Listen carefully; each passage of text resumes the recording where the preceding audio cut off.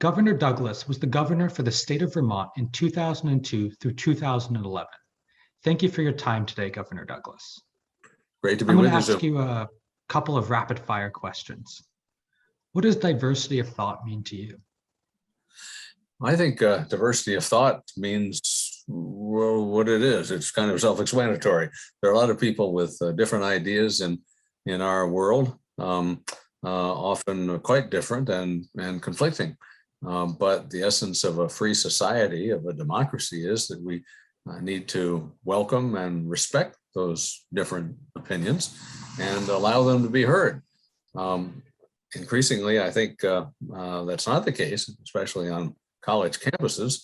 And I think that's unfortunate, because I always have felt that by airing a wide variety of opinions, we come to a better conclusion as to what public policy ought to be. Someone famously said, you really don't know what you think if you've only heard one side of an issue. And I certainly believe that. It may not be that your opinion will be changed by hearing different points of view, but it will be either strengthened or better understood. And if you're in a political environment where it's important to debate other viewpoints, you'll know what the other side is saying. So for a host of reasons, it's important to hear all views. And I think that's especially true on a campus, because the academy is a place where different viewpoints should be put into the cauldron of education, and out of that comes a set of views that each individual will have after that experience, and they may or may not be the same.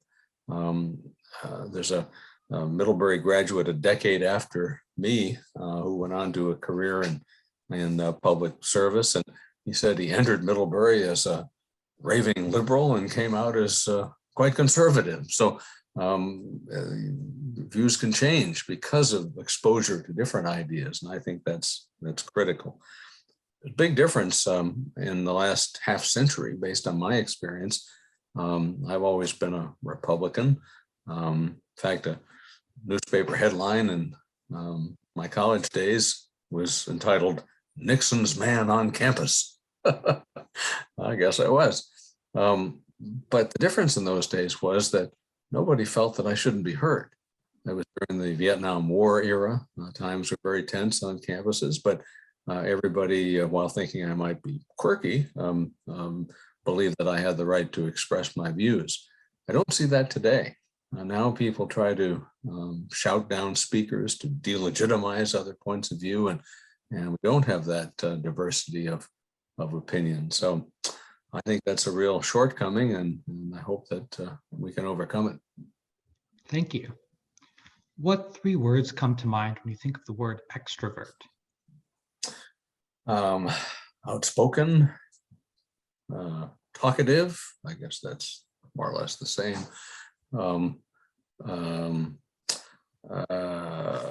Outgoing, engaging. And how about introvert? Shy, retired, reserved. That's three. Are you yourself an introvert, extrovert, or perhaps ambivert? I don't really know the answer to that question. This discussion is helping me formulate a response, I think. I was very shy growing up. I guess I would consider that introversion. But later on, I really got my energy from the people of Vermont as I traveled around the state and interacted with them and understood their hopes and dreams and concerns and aspirations. So I guess by classic definitions, I became more of an extrovert. But I still don't really enjoy bearing my soul. I kind of like to have some privacy and quiet time. So I'm not sure I know the answer to that question yet, Zoom. Thank you. Take some time to figure out. I'll await your research. That might... Do you think introverts can make good political leaders? I do. Work with a lot of people who've served in public office through the years, and some certainly talk a lot more than others, but that doesn't mean they're smarter or have more or better ideas. The key in a political environment is to find a way to draw them out. And if it's part of an administration, either a cabinet or an executive staff, then the leader has to do that and make sure that every point of view is expressed, or at least has the opportunity to be heard. In legislative debate, sometimes people who speak less frequently have a greater impact, because when they rise to speak on a piece of legislation, members think, wow, if he or she is getting up, it must be something important. So perhaps we ought to pay attention, as contrasted to folks who talk all the time. I remember serving with one fellow who was a good guy, but talked probably too much, to the point where when he got up to speak, members of the legislature actually left the chamber. I'm not sure he ever caught on. I mean, it wasn't completely empty, but dozens of people would just get up and leave because they knew it was going to go on a while, and they weren't particularly interested in what he had to say. So I think volume doesn't necessarily reflect the quality of the thought or what needs to be said. But the nature of political life today is that you have to be willing to get out there and talk and answer questions and respond to people's suggestions and thoughts, to debate a political opponent, to give speeches to large audiences. And even if you're still an introvert, you have to at least be willing to come out of your shell to that extent and be in the public eye. Thank you. In your field, you have to work with all different types of personalities, and you've been reelected multiple times. How do you relate to everyone? Well, first of all, I don't take it personally. I remember once the leader of the state Senate, who was a really good guy of the other party, coming in and talking with me about a particular bill.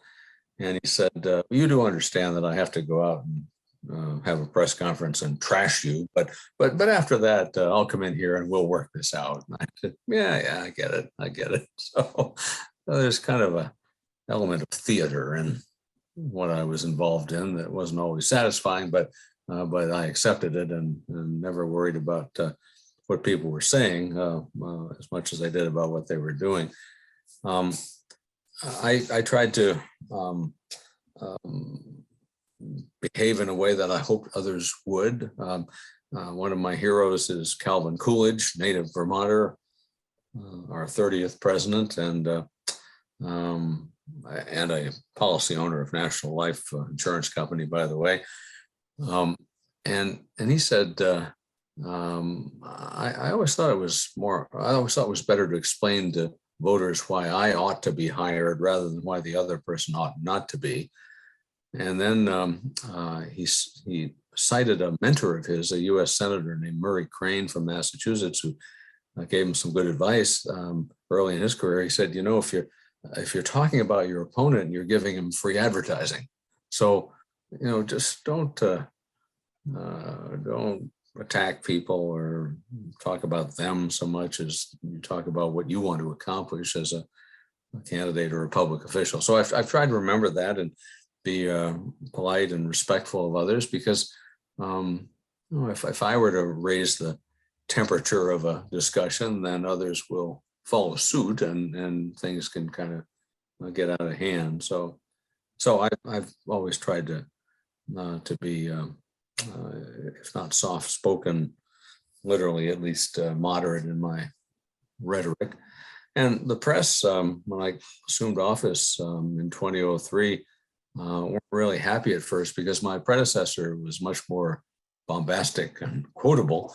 And I think they found me kind of boring. And I think it's okay. As long as I said what I felt I needed to, I didn't feel that I had to bang my shoe on the desk or make a lot of noise. Thank you. And thank you for your time and perspective, Governor Douglas. Well, good luck, Zubin. Thank you.